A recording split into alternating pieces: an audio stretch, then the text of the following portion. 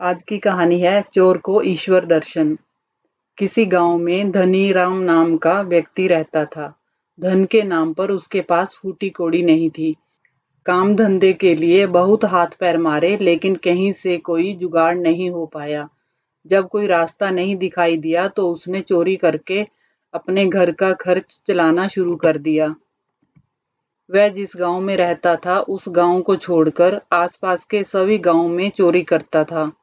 एक रात खाना खाकर हमेशा की तरह वह चोरी करने निकला। उस रात उसने एक गांव में सेठ के जहां चोरी करने की योजना बनाई।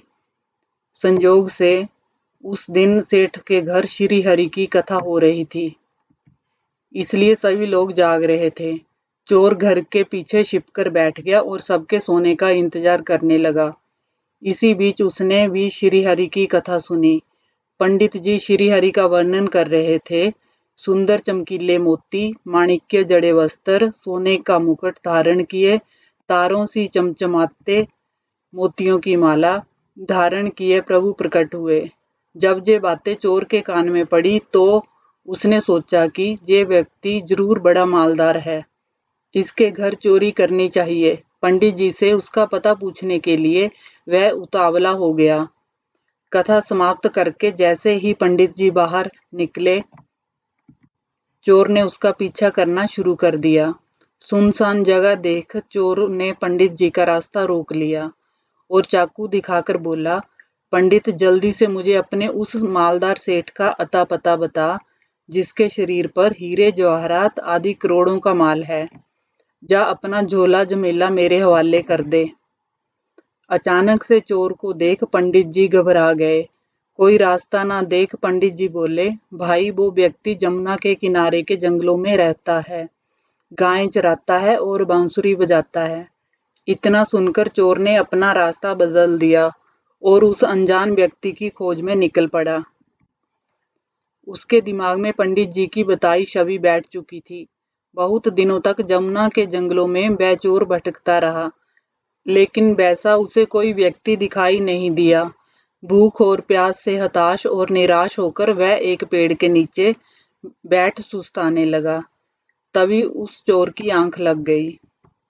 उसे एक सपना आया जिसमें उसने उसी व्यक्ति को देखा जिसके बारे में पंडित जी ने बताया था। झुंझलाकर चोर की आंखें खुल गई तो उसने देखा कि सामने वही ग्वाला अपनी गायों के साथ आभूषणों से युक्त वस्त्रों में खड़ा है। चोर ने अपनी कुल्हाड़ी उठाई और उसके पास जाकर बोला, तुझे ढूंढने में मुझे बहुत भटकना पड़ा। अब झटपट अपना सारा माल उतार कर मेरी झोली में रख दे, वरना आज तेरा राम नाम सत्य हो जाएगा।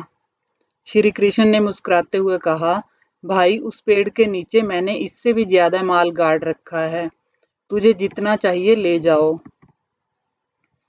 चोर ने जाकर पेड़ के नीचे धरती को खोदा तो वहां बहुत सारा खजाना पड़ा था।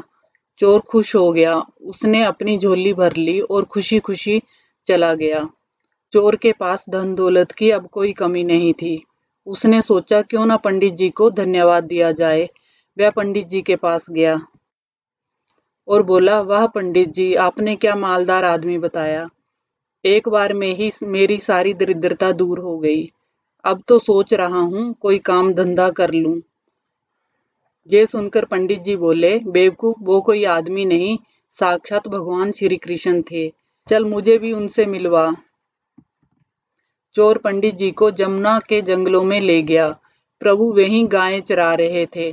जैसे ही चोर ने देखा, दौड़कर प्रणाम किया और बोला, हे प्रभु, आपने पहले बताया क्यों नहीं कि आप भगवान हैं।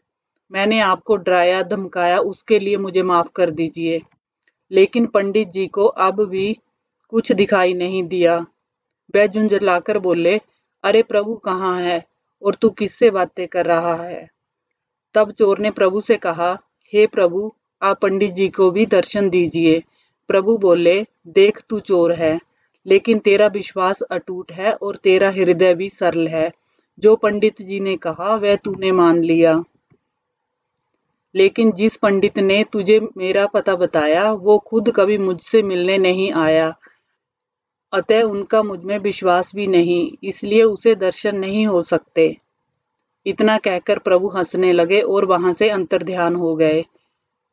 जिस तरह विश्वास से पंडित जी के कहने पर चोर ने भरोसा कर लिया और ईश्वर के दर्शन उसे हो गए, लेकिन विश्वास नहीं होने के कारण पंडित जी को कोई लाभ नहीं हुआ, उसी तरह हम भी शास्त्रों और महापुरुषों के वचनों का विवेक पूर्वक पालन करना शुरू कर दें तो ऐसा कोई कारण नहीं कि हमें लाभ ना हो।